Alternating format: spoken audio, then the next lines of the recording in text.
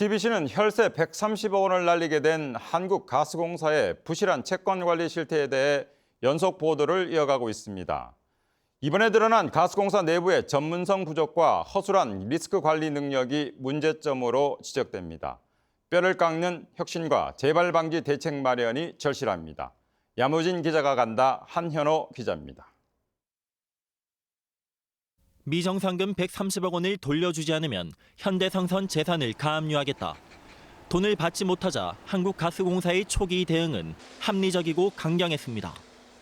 또 2016년에는 현대상선과 현대LNG해운에게 3자 중재도 제안했고 두 회사가 이를 거부하자 법적 조치를 예고하기도 했습니다. 그런데 어찌된 일인지 그 뒤 2년이 지난 2018년 현대상선과의 중재에서 패소하기까지 예고했던 법적 조치는 없었습니다. 공사 측은 당시 현대상선에 대한 법정 관리가 논의되는 등 해운업 전반의 불황을 고려해 법적 조치를 하지 않았다고 해명했습니다. 하지만 그렇다 하더라도 채권 소멸 기간인 2년을 고려했다면 최소한의 안전장치는 만들어야 했습니다. 2년이 지나기 전에 그냥 소를 제기하든지 아니면은 제척기간 연장에 대해서 당사자끼리 합의할 수도 있어요. 2년이 지나도 나중에 뭐 청구할 수 있도록 한다. 네, 이런 식으로 해서 제척기간을 연장할 수 있거든요. 그 두 가지 조치 중 최소한 하나를 했었어야 되는데. 전문가들은 공기업의 취약한 리스크 관리와 전문성 부족을 원인 중 하나로 지목합니다. 공기업이 큰 사업을 벌이다 보면 수백억에서 수천억이라는 돈이 왔다 갔다 할 수도 있거든요. 한두 명의 담당자들이 보고선 그 결과를 책임지기에는 자칫 놓치는 부분들이 많이 발생할 수 있기 때문에 그런 자문단들이 조금 더 꼼꼼하게 같이 움직일 수 있는 어떤 구조를 만드는 게 좋지 않을까 싶습니다.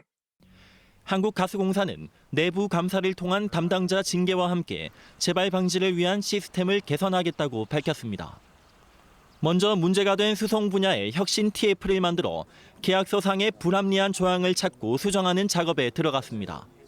모든 수송 계약 규정을 법적인 룰 안에서 놓을 수 있도록 다 이제 재정비하고 지금 중에 있습니다. 그리고 나머지는 그 문제점 있는 부분들은 다 이번 기회에 전부 다 일괄 정비토록 하겠습니다.